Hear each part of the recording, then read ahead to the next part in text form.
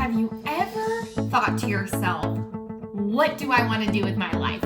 This is probably the number one thing I talk to students about. So you are in the right place. Tune in. That is what we're talking about today.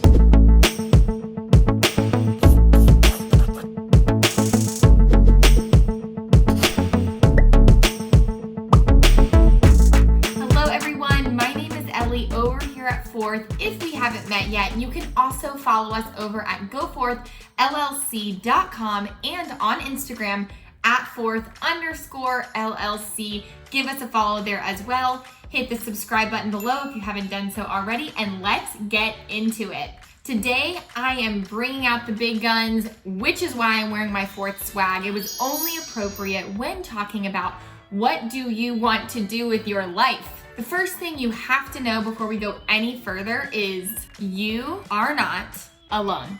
It is so easy to feel like everyone knows what they want to do with their life, but you, for some reason, just missed it somewhere. Like you're the only person wandering on this earth, not sure what you want to do with your life. In fact, I would say most people I work with and I am in contact with fit in two different buckets. One bucket is they may think that they know what they want to do, but 9 times out of 10, or about 90% of the time, that changes, or they change their mind, or they have an experience and they pivot and they redirect themselves. Very few people, especially young professionals, know what they want to do and stick with it. Then the other bucket is people who do not know what they want to do. So if you're not here, you're here, but ultimately, you don't know what you want to do. So the first piece of tactical information I want to share with you is, like with anything, you need to start peeling back the options like layers of an onion. You want to just keep peeling until you get to the center. And so I want to share a couple different ways that you can start unpeeling or peeling back the layers. There's a couple ways that you can start to do this investigative research. Okay, so here are our options. Number one, and a quick plug, is the So What Do You Do podcast. Okay, so this is a podcast that we run over here at Fourth, but what it is just interviews, like 20 to 30 minute interviews with people in the workplace, 9-to-5ers, uncovering what it is that they actually do. So this is the perfect resource for you to listen in, put in those AirPods, and just start listening to these conversations and making notes of what sounds interesting to you. Number 2 of peeling back the layers is, what do your parents do? Now you may think you know what your parents do, but I am pretty sure that even if you know the job title, you don't know what that actually means. So sit down with them. These people are close to you, they love you, they raised you, they birthed you. Sit down with your parents and ask, what do you do? What do you do every day? What does your week look like? What does your day look like? What does your month look like? What is your favorite thing about your job? What is your least favorite thing about your job? Do you think I would be good at doing your job, right? They know you so well. And so sit down and get to the nitty gritty, ask them a million questions and figure out what your parents do. And the third resource I want you to utilize with peeling back layers is a journal every day. That's right. At the end of every single day, I want you to come home and do this for, a couple weeks, 2 to 3 weeks, give or take. I want you to come home and start journaling about what you enjoyed about your day. Even if the only thing you enjoyed was going to lunch with a friend, that's fine. Write that down. Write things that you enjoyed, write things that you didn't enjoy, things that felt like they took forever, or things that went by really fast because you were kind of in a flow, right? The more you can do that, whether you're in school, whether you are in a part-time job, whether you're in an internship, or whether you're currently in a full-time job and you're trying to figure out what to do next, it is so critical that you act like a scientist and you start figuring out what it is that you like to do based on what you already have to do every single day. For instance, there are some things that I thought that I would like doing in my work that I really don't like doing that much. And then on the other end of the spectrum, there are things that I thought I would hate that I actually enjoy. And so you don't really know until you try, and you're already doing things right now in your everyday, even if you aren't in a full-time job. So take advantage of that. Get yourself a beautiful journal and start journaling at night, 5 to 10 minutes, nothing crazy. What you liked, what you didn't like. The next thing I need you guys to remember is our careers are a journey. They are not a destination. Meaning, we are not just going to arrive. You have to try something, pivot.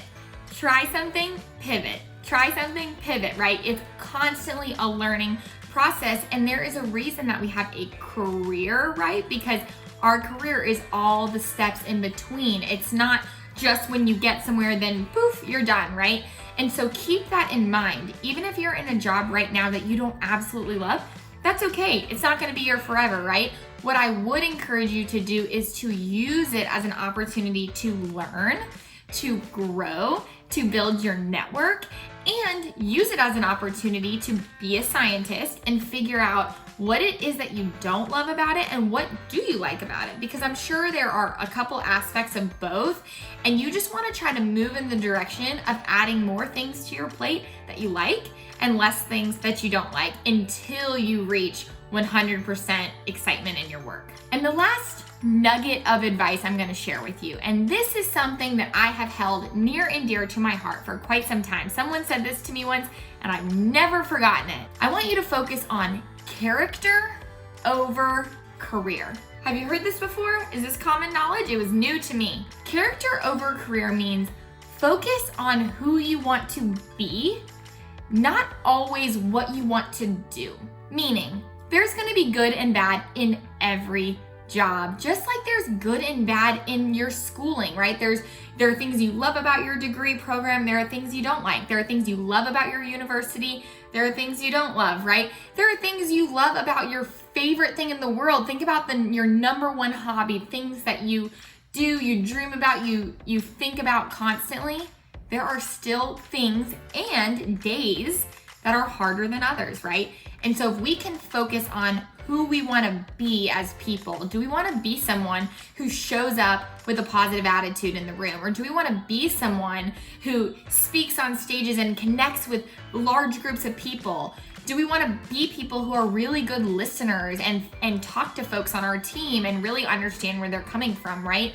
When we can focus on who we want to be and our character inside, that is going to not only get us so much farther towards our goal, it's actually going to bring some joy back into the work that we're doing, because it's not focused on the good, the bad, the ugly, right? It's focused on us and how we are growing as people. Was that helpful? What did you learn? Do you feel less alone? Do you feel like you can start peeling back the layers of that onion? Are you going to go sit down and have a conversation with your parents about what they do for work? Comment below what your biggest takeaway was from today's video. And if this was simply not enough, if you want to go deeper, if you want a job search BFF, you are in luck. We are filling seats for our Get Hired program, where we walk you through the entire signature method to help you get hired the first time. I've linked that registration below. You can also get in touch with us a number of ways. We can't wait to chat with you soon, and can't wait to see you next week when we drop our new video on Tuesday.